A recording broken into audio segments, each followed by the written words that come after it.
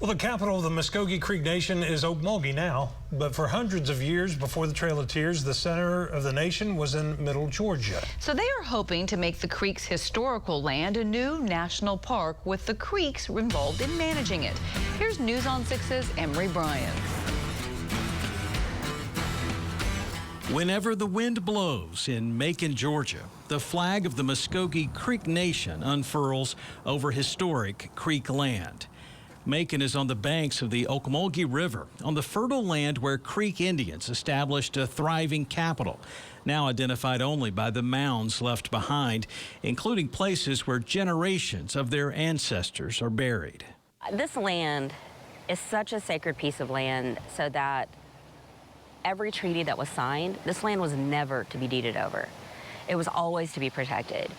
Creek citizen Tracy Revis moved from Oklahoma 18 months ago to help reconnect the nation with its historic land. So I serve as a liaison between the Macon community in Georgia and the nation back at home. Today, the site is the Okmulgee Mounds National Historical Park. Until their removal, creeks were building here for well over 1,000 years on land continuously inhabited for many thousands of years. The creeks want to be as much a part of the future here as they were of the past. This is their ancestral homelands, and they're our greatest and most important partner in the expansion and preservation efforts of this park. Macon's vice mayor leads the Okmulgee Initiative, a group helping protect the park.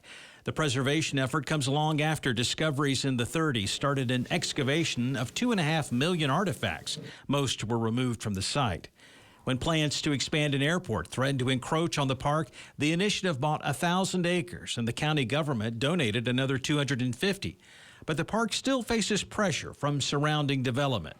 Some internal damage is done, such as the removal of half of a large funeral mound and the bodies within it, so a railroad could go through. Today, the park draws school groups and tourists who can walk to the 8 mounds and climb to the top of several.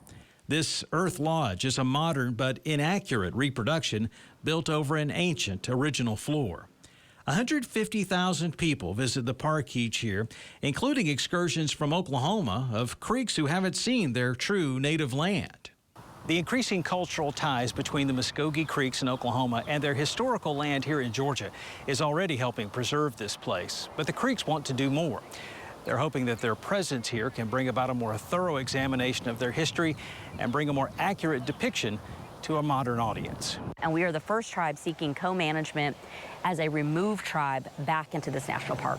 The Creeks would like to build a cultural center here so they can tell the story.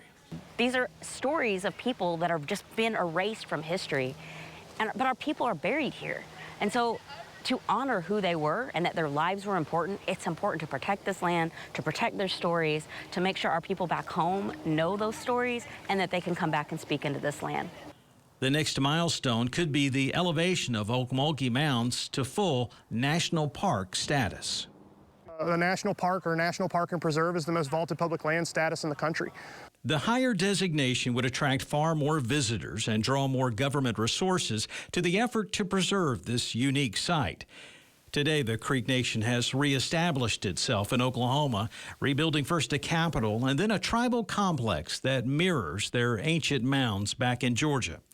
Though the fires of the nation have permanently moved west, the Creeks are looking back to the east to save their history and keep building on their ancient culture. From Macon, Georgia, Emery Bryan, Oklahoma's own News on 6.